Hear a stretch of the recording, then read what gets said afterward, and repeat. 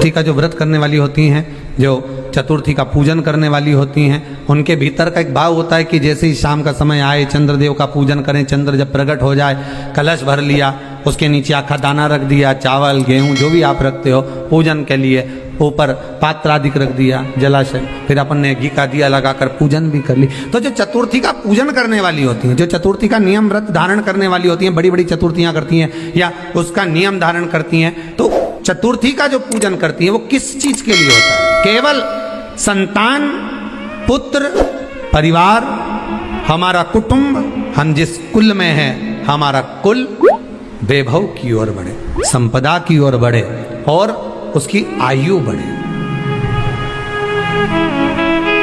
उसकी आयु बढ़े, वैभव बढ़े। बहुत ध्यान दीजिएगा महाराज, चतुर्थी की पूजन में जो आप आखा दाना रखते हो, गेहूं वगैरह कुछ भी जो रखते हो, उसकी बड़ी महत्वता होती है महाराज। यहां तक कहा गया है, चतुर्थी की कथा तो आप लोग पढ़ते होंगे, जो लोग पढ़ते हैं उनको मालूम होगा, चतुर्थी की कथा में लिखा है, चौथ माता के व्रत में वर्णन किया गया है कि वो आखा दाना जो रखा जाता है, मान लो कोई जरूरी काम होता है तभी आखा दाना को रखा जाता है, संभाल के रखते हैं कि हम इस काम के लिए जा रहे हैं और हमारा ये कार्य सफल होना चाहिए। तो जिसने चतुर्थी का व्रत करा है, जिसने चंद्रदेव का पूजन करा, चतुर्थी का व्रत करा, वो गणेश जी से विनती करके वहां से 2-4 आखा दाना उठा ले, और जो व्यक्ति का काम अटक रहा है अपने ही घर का, पर दूसरे कुल को नहीं देना, अपने ही कुल के अंतर्गत जो काम अटक रहा है उसकी जेब में, उसके पल्लू में उस चीज को रख दिया जाए। तो चतुर्थी जो अगली आती है, जैसे आप महीने की करते हो तो महीने की, और आप जैसे करते हो कि 4 अलग बड़ी बड़ी चतुर्थी करते हो, तो उसके अनुसार आपका कार्य सिद्ध होता ही है। उस आखे दाने का इतना महत्व होता है क्योंकि चतुर्थी का व्रत करने वाली माता जब व्रत करती है तो स्वयं चतुर्थी की कथा में लिखा हुआ है कि पार्वती जी गणेश जी से चतुर्थी की कथा बचवाती। चतुर्थी की कथा बाची किसने थी? स्वयं गणेश जी महाराज ने। और सुनी किसने थी? माता पार्वती। बाचने वाले गणेश जी थे, सुनने वाली माता पार्वती थी। तो चतुर्थी की कथा जब होती है तो उसको स्वयं गणेश जी बाच रहे हैं, तो व्रत कौन सुन रही है? माता पार्वती। और आपने जो आखा दाना लिया वो गणेश जी के भाव से लिया, गणेश जी से निवेदन करके, विनय करके, प्रार्थना कर उसको प्राप्त किया। अच्छा, संतान नहीं हो, किसी नारी की गोद, अगर स्त्री की गोद अगर खाली रह जाए तो भी दुख होता है उसको कि मेरे घर में औलाद नहीं, संतान नहीं। हम कई बार कहे, आज फिर कहते हैं, ये टेस्ट भी बाद में कराना, सारी जांचें बाद में कराना, एक बार शंकर का भजन कर कर देख। पिछले वर्ष कथा में तुमरुका जी की जो कथा कही थी, यूट्यूब पर डली हुई, अगर आप लोगों ने नहीं सुनी हो तो उसको निकालना यूट्यूब पर। श्री तुमरुका शिव महापुराण की कथा हमने कही थी, तुमरुका जी का व्याख्यान, उसमें वर्णन किया था। सब जगह से अगर हार जाओ और सारे रिपोर्ट आपकी आपने सब दूर दिखा ली, तो एक बार शंकर पर भरोसा कर कर तुमरुका जी का नाम लेकर सफेद आंकड़े की जड़ को शिव जी पे से रजस्वला धर्म के 7वें दिन 21 बार घुमा लो, नाम गोत्र बोलकर कमर में लाल धागे में बांध लो, पीपल के पत्ते शिव जी को चढ़ाओ, उठा कर लाओ, उस एक पत्ते को रात्रि को गाय के दूध में उकालो और उस दूध को दोनों पति पत्नी पियो, साथ रहिए। समय आएगा, बाबा चाहेगा तो 3 या 4 महीने में गर्भ ठहर ही जाएगा।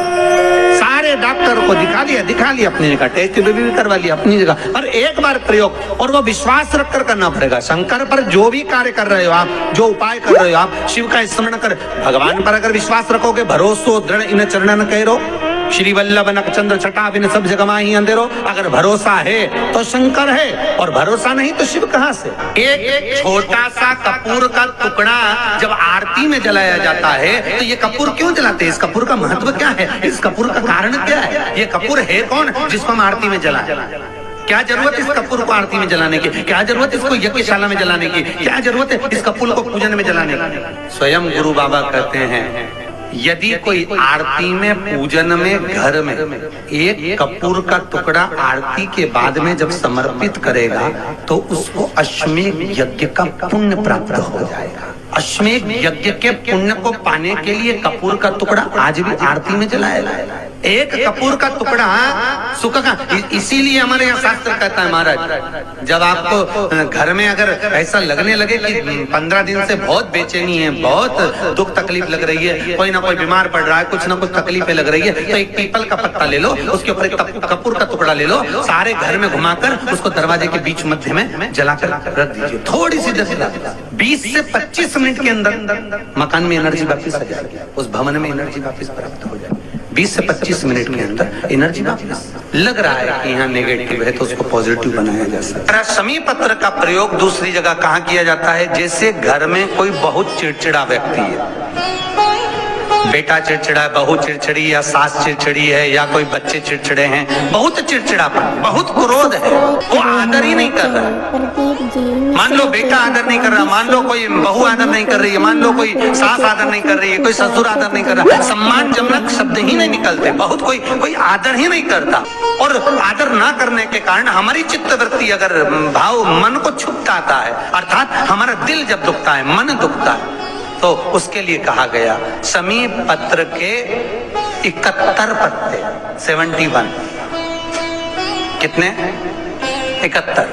कभी यदि आप लोग 71 पत्ते शमी पत्र के हाथ की अंजलि में लेकर, उस पर हाथ की अंजलि में लेकर 71 ही चावल के दाने, पूर्ण अक्षर, क्योंकि शंकर भगवान को खंडित अक्षर मान्य नहीं है, तो पूर्ण अक्षर, जो पूर्ण अक्षत होते हैं, चावल का संपूर्ण दाना, पूरा दाना, कोई टूटा हुआ ना, पूर्ण अक्षत, 71 शमी के पत्ते, 71 चावल के दाने, हाथ की अंजलि में लेकर, जो सम्मान ना करता हो, चिड़चिड़ प्रवृत्ति का हो, भाव शुद्ध ना हो, ऐसे जीव का स्मरण कर कर अशोक सुंदरी हाथ में रखकर अशोक सुंदरी को छुआकर जो शंकर के शिवलिंग को समर्पित कर देता है, भगवान उसके हृदय में शीतलता का अनुभव कराता है, उत्पन्न करता है, शीतल प्रेम उत्पन्न करता है, उस घर का क्लेश अशांति दूर होता है।